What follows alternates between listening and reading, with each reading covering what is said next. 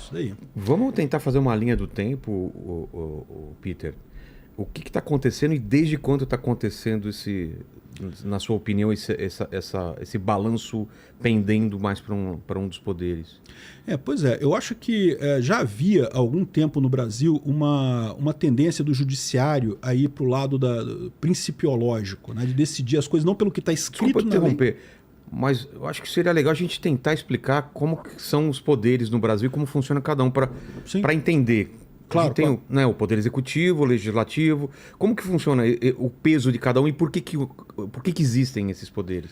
Pois é, a república, como a gente chama, né, é justamente você ter essa divisão de poderes, ter os 3 poderes independentes em que, teoricamente, um controla o outro, né, para ninguém ter o poder absoluto.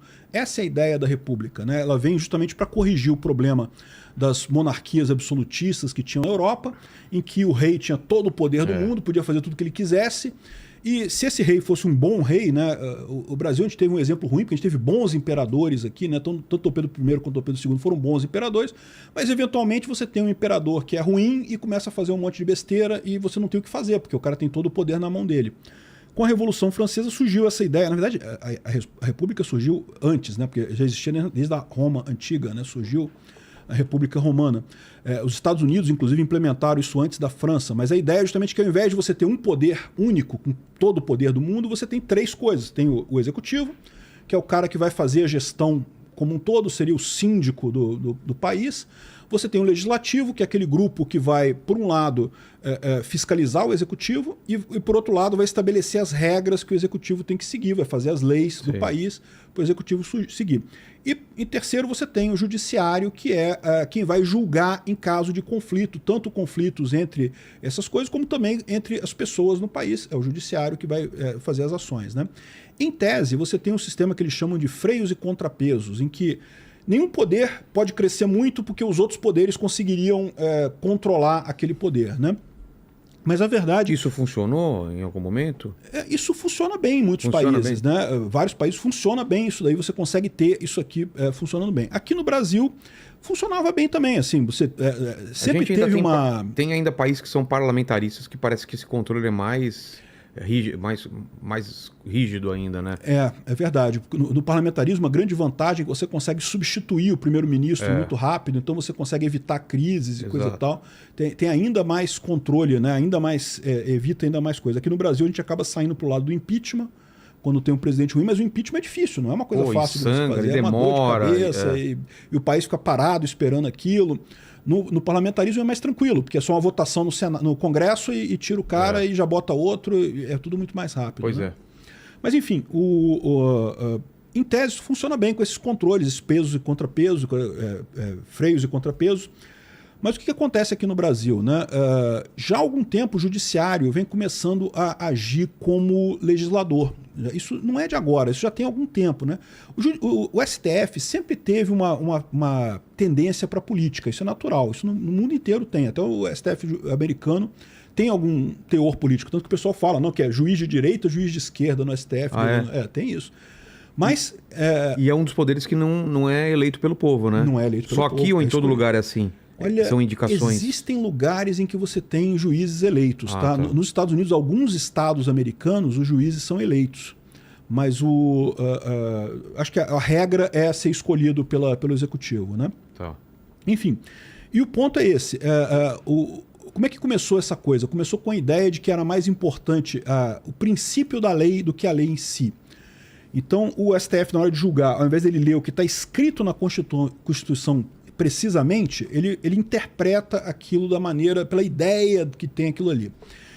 Isso pode ser bom por alguns aspectos, você pode ter algumas ideias bacanas disso daí, mas você dá muito poder para o STF, porque quando você pega o princípio não está definido ali, você não tem certeza que é aquilo que o legislador queria, né? E isso começou com algumas coisas que todo mundo concorda que é razoável. Por exemplo, o primeiro caso que eu vi disso que chamou muita atenção foi a questão de casamento de pessoas do mesmo sexo. O que aconteceu? Que é uma coisa que eu concordo. Eu acho que tem que ter mesmo. Né? Casamento, você quer casar, você casa. Porque só hétero tem coisa ruim. Pois é, né? Se o cara quer fazer essa besteira de casar... Quer fazer essa besteira, eles têm direito também. Só a gente vai... também, pô. Enfim, mas o fato é que na Constituição está escrito literalmente que o casamento é a união entre um homem e uma mulher. Está escrito na Constituição com essas palavras.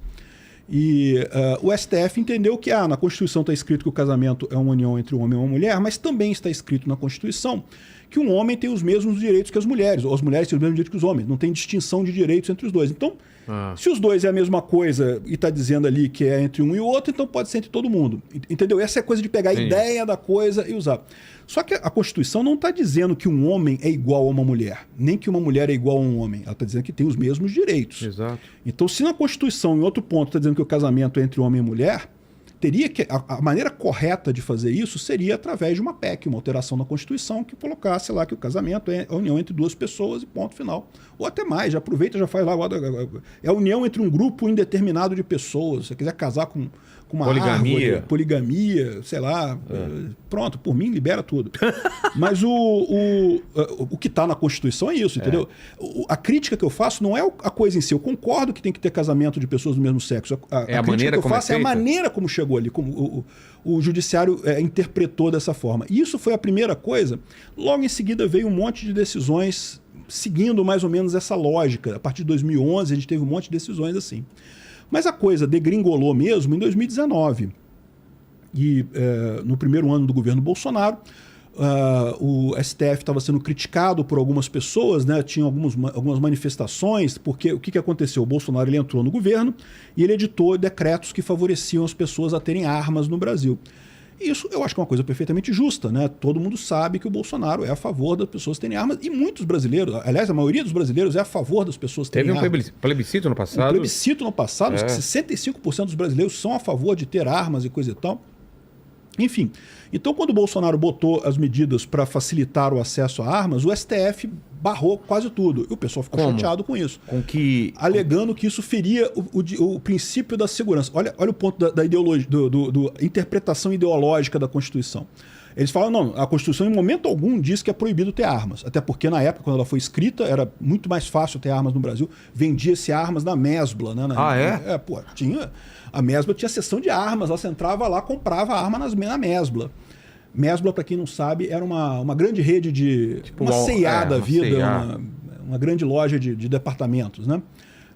Infelizmente já faliu, né? Mas enfim, na época era muito tranquilo isso. Então assim, não tem nada na Constituição que proíba você ter armas. Mas o Supremo falou assim, mas na Constituição está falando aqui que garante a segurança das pessoas.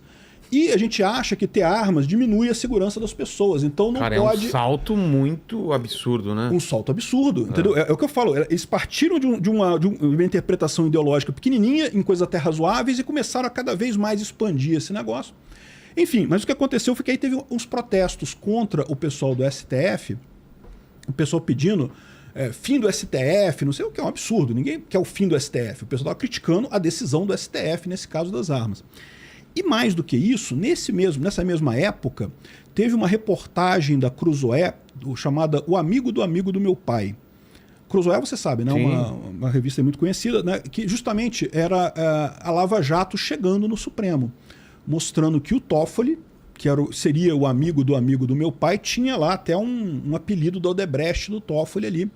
Essa reportagem inicialmente foi censurada, né, foi proibido de publicar essa reportagem no melhor estilo do ICOD, né, no melhor estilo regime militar, mas depois foi levantada essa coisa, só que imediatamente o Supremo começou, vamos abrir o inquérito das fake news, porque não pode ter fake news no Brasil.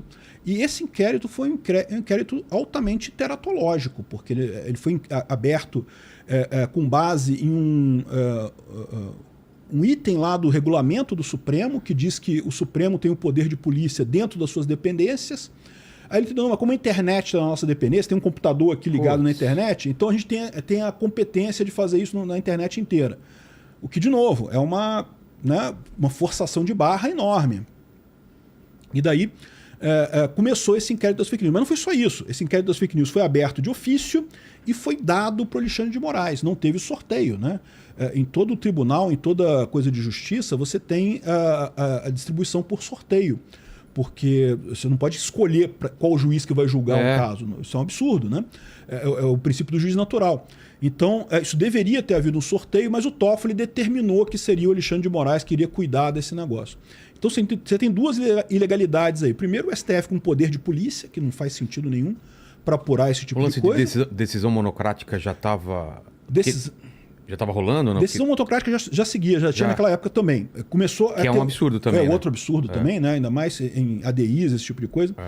Mas enfim, eu acho que foi em 2019, com esses protestos contra o STF, com a Lava Jato chegando no STF, que a coisa degringolou completamente. O ponto de virada foi ali. Foi o inquérito das fake news que... Os outros poderes não tinham como tolher isso? Não tinha algum tipo de mola, algum tipo de freio? No caso da Constituição brasileira, o principal mecanismo para você conter o STF é o Senado. Então o Senado que tinha essas ferramentas. Só que qual que é o problema do Senado? O Senado tinha dois problemas. Primeiro que o Senado também era contra o Bolsonaro. Embora fosse no governo Bolsonaro, o Senado era contra. O inimigo, como que é? O então, inimigo do meu... exatamente, né? O inimigo do meu inimigo é meu amigo. Eu tenho aqui o freio e contrapeso para segurar o STF, mas eu vou deixar rolar o STF aí sem freio e contrapeso, porque tá batendo no meu inimigo, tá beleza, tá bacana. Só que isso foi crescendo, né?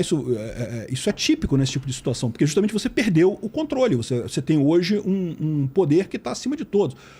Vocês viram a notícia hoje de que o Alexandre de Moraes deu uma decisão intimando o embaixador da Espanha. Então. Uma coisa... É o nível que a gente chegou de arbitrariedade nisso daí, né? Ou seja, é um desrespeito completo, porque as relações diplomáticas é o executivo, seria o Lula, né?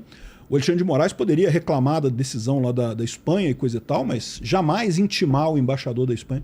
Mas...